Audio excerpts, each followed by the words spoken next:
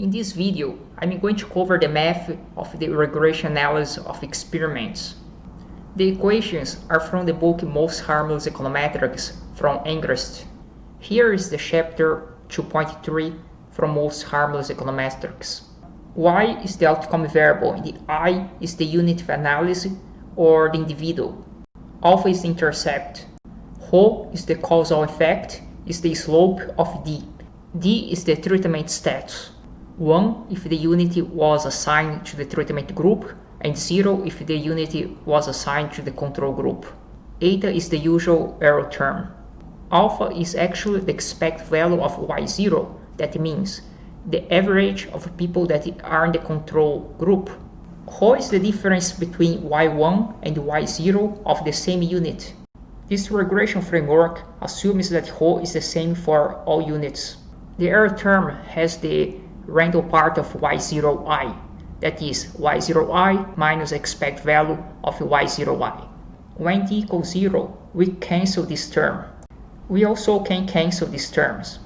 Therefore, when d equals 0, the outcome is y0.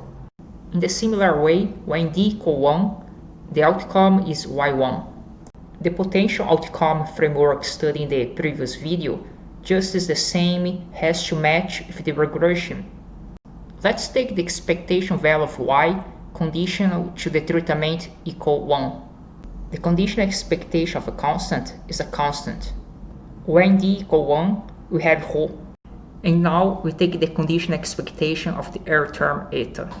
Let's do the same process, but now let's condition to the treatment status equals 0.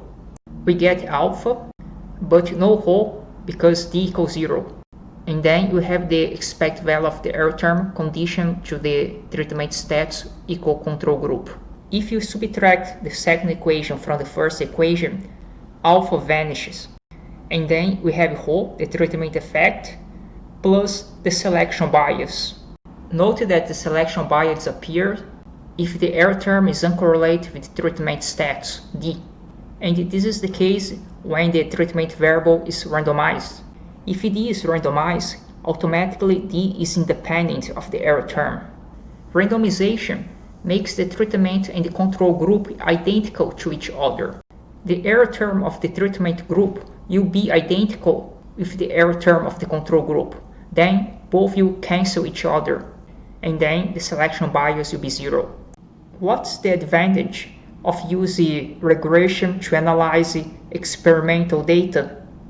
You can add control variables x.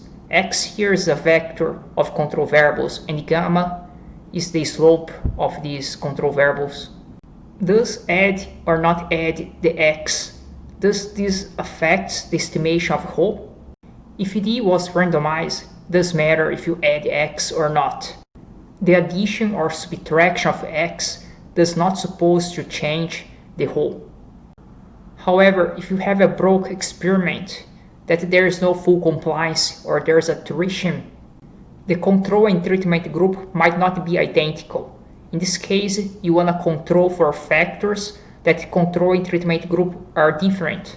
If the experiment is fine, the addition of control variables decrease the error term. That means decrease the standard errors. Therefore, the coefficients are more likely to be statistically significant.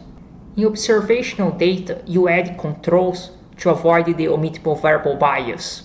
In experiment, you add controls to increase the efficiency of the estimator. That means to lower the variance.